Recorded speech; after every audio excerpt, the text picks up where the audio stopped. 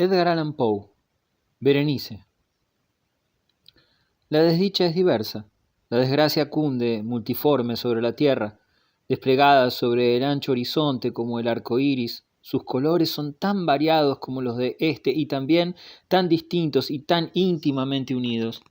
Desplegada sobre el ancho horizonte como el arco iris. ¿Cómo es que de la belleza he derivado un tipo de fealdad, de la alianza y la paz un símil del dolor? Pero así como en la ética el mal es una consecuencia del bien, así en realidad de la alegría nace la pena, o la memoria de la pasada beatitud es la angustia de hoy, o las agonías que son se originan en los éxtasis que pudieron haber sido. Mi nombre de pila es Agaeus. No mencionaré mi apellido. Sin embargo, no hay en mi país torres más venerables que mi melancólica y gris heredad.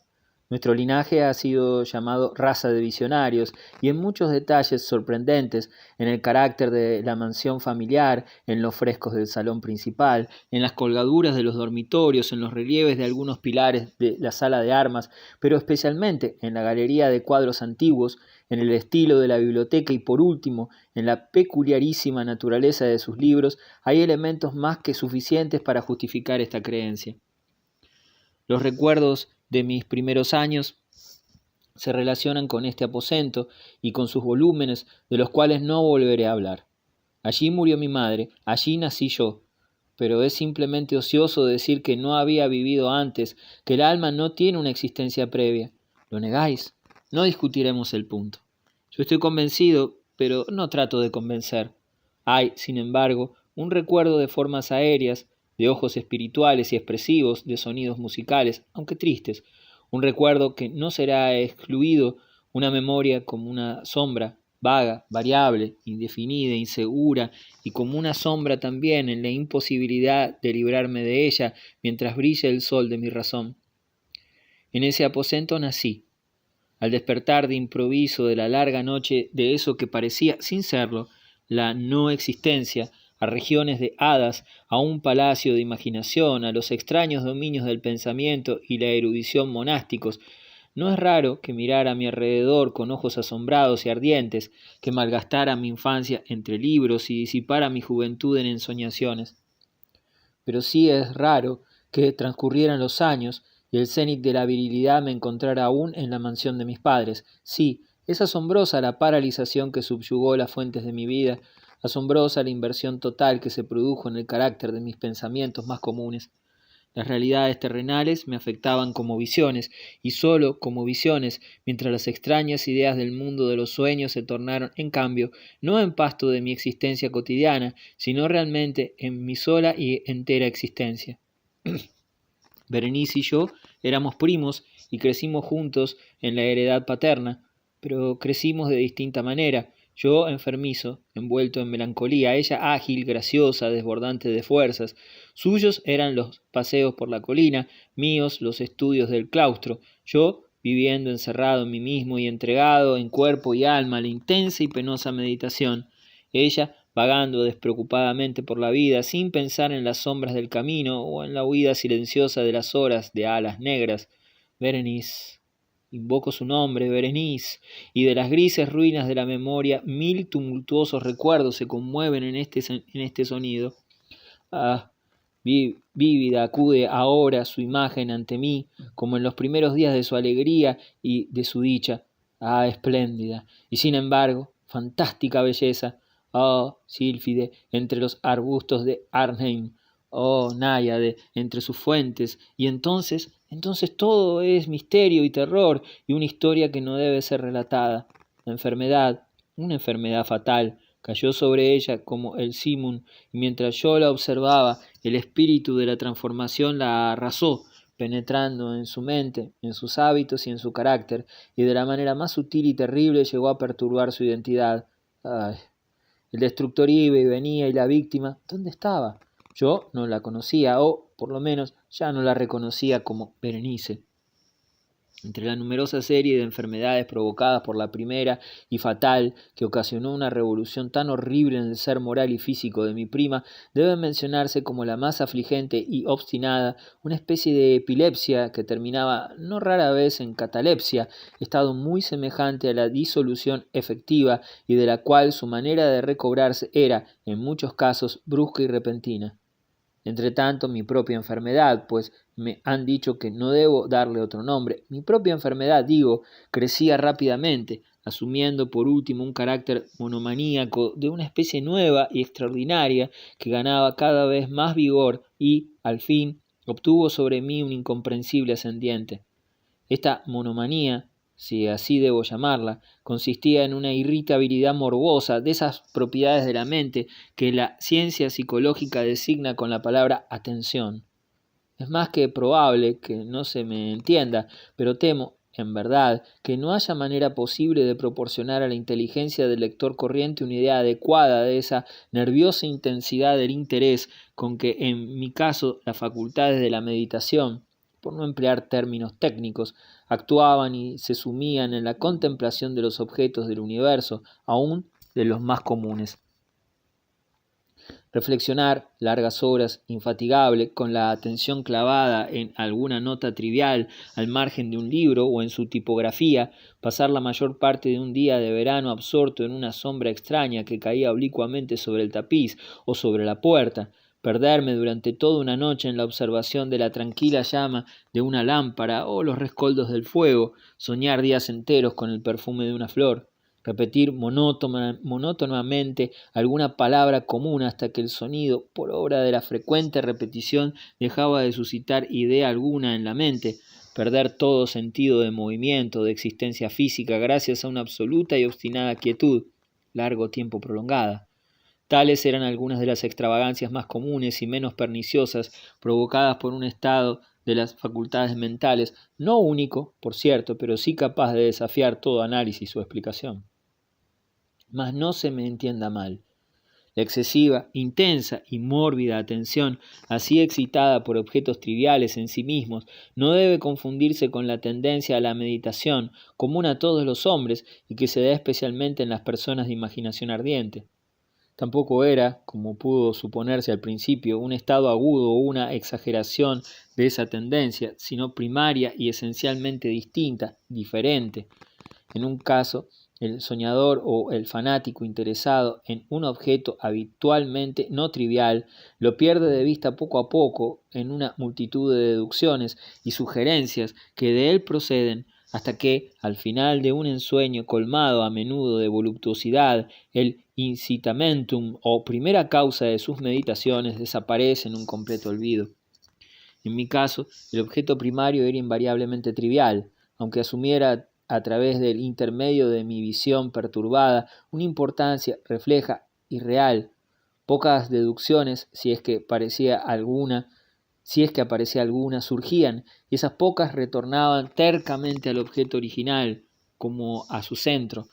Las meditaciones nunca eran placenteras, y al cabo del ensueño la primera causa, lejos de estar fuera de vista, había alcanzado ese interés sobrenaturalmente exagerado que constituía el rasgo dominante del mal.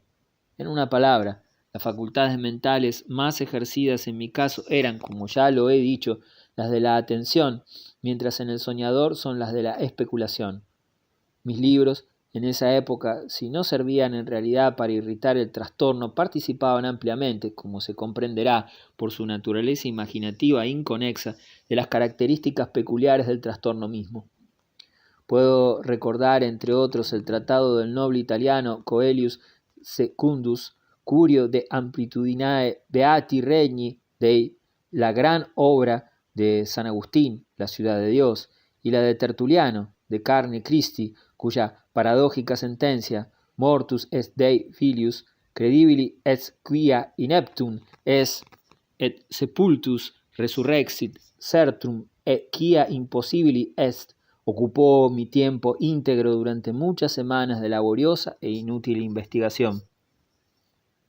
Se verá, pues, que arrancada de su equilibrio solo por cosas triviales, mi razón semejaba a ese risco marino del cual habla Ptolomeo de Festión, que resistía firme los ataques de la violencia humana y la feroz furia de las aguas y los vientos, pero temblaba al contacto de la flor llamada asfódelo, y aunque para un observador descuidado pueda parecer fuera de duda que la alteración producida en la condición moral de Berenice por su desventurada enfermedad me brindaría muchos objetos para el ejercicio de esa intensa y anormal meditación, cuya naturaleza me ha costado cierto trabajo explicar, en modo alguno era este el caso. En los intervalos lúcidos de mi mal, su calamidad me daba pena, y, muy conmovido por la ruina total de su hermosa y dulce vida, no dejaba de meditar con frecuencia amargamente en los prodigiosos medios por los cuales había llegado a producirse una revolución tan súbita y extraña. Pero estas reflexiones no participaban de la idiosincrasia de mi enfermedad y eran semejantes a las que, en similares circunstancias, podían presentarse en el común de los hombres. Fiel a su propio carácter, mi trastorno se gozaba en los cambios menos importantes, pero más llamativos, operados en la constitución física de Berenice, en la singular y espantosa distorsión de su identidad personal. En los días más brillantes de su belleza incomparable, seguramente no la amé. En la extraña anomalía de mi existencia, los sentimientos en mí nunca venían del corazón y las pasiones siempre venían de la inteligencia.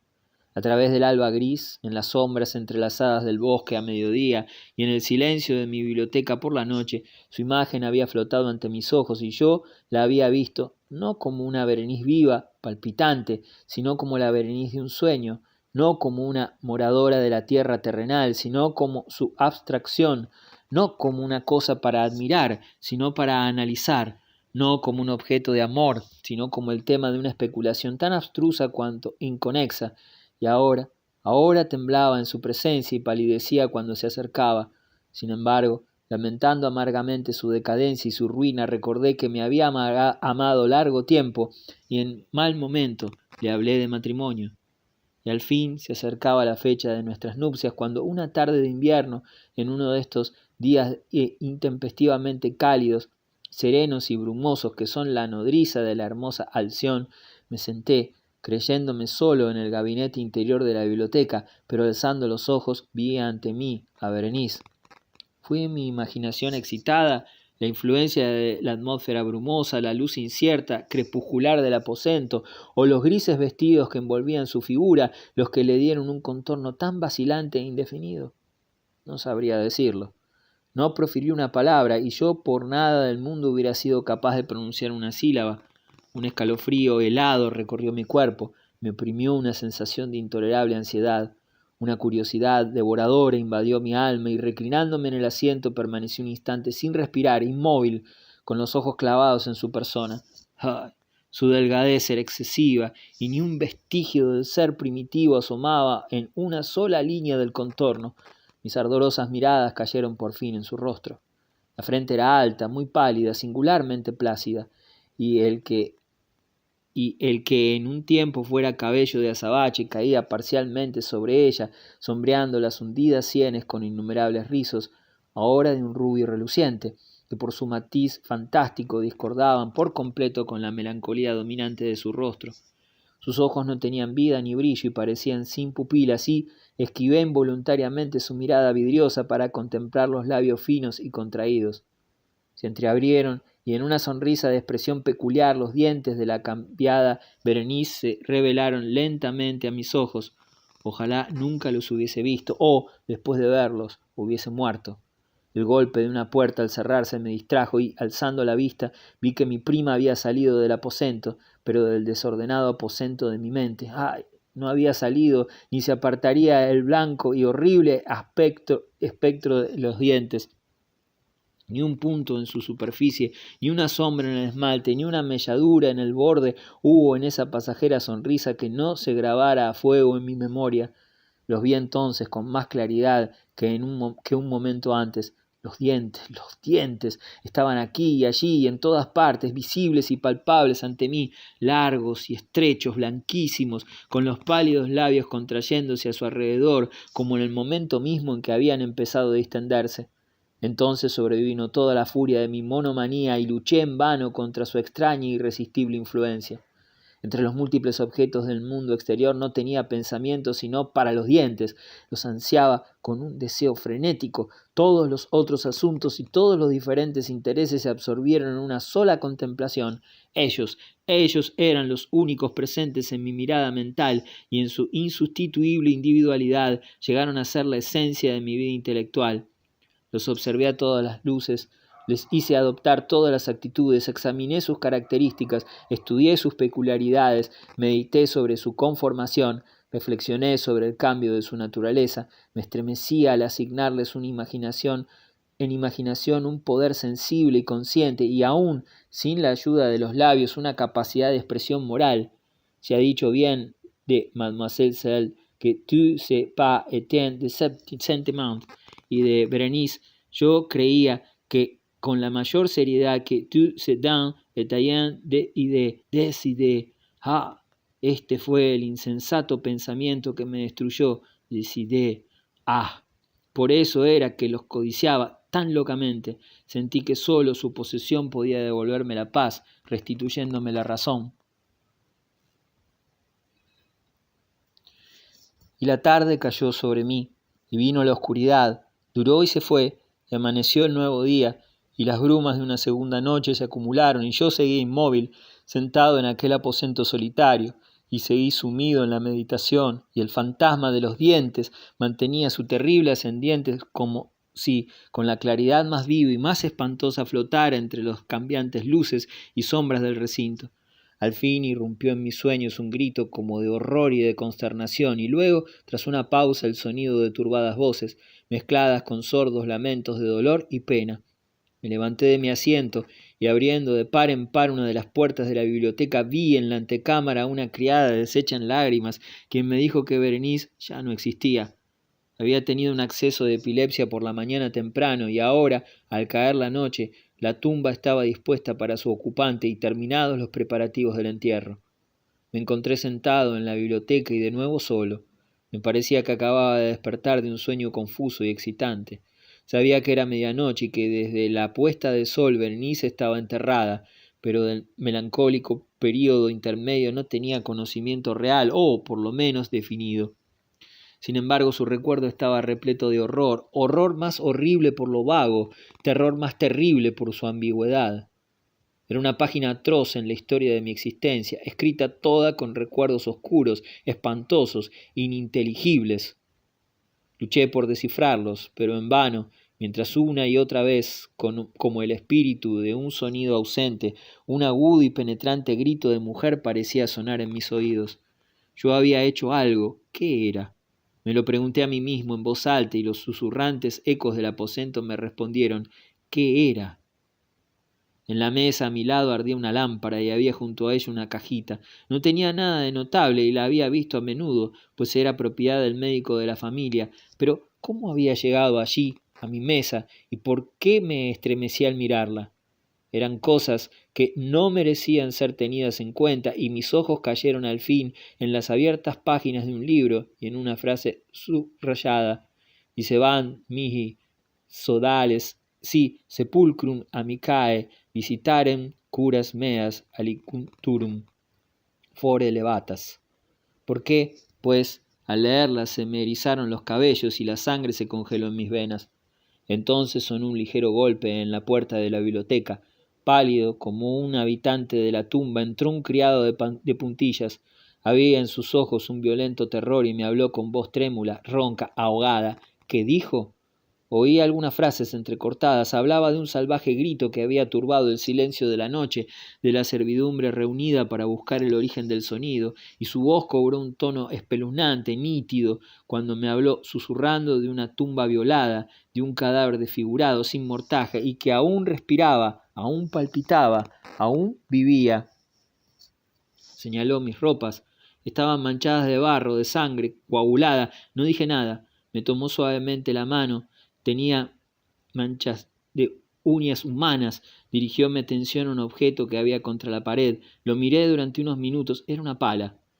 Con un alarido salté hasta la mesa y me apoderé de la caja, pero no pude abrirla, y en mi temblor se me deslizó de la mano, y cayó pesadamente, y se hizo añicos, y de entre ellos, entrechocando, se rodaron algunos instrumentos de cirugía dental, mezclados con 32 objetos pequeños, blancos, marfilinos, que se desparramaron por el piso. Fin.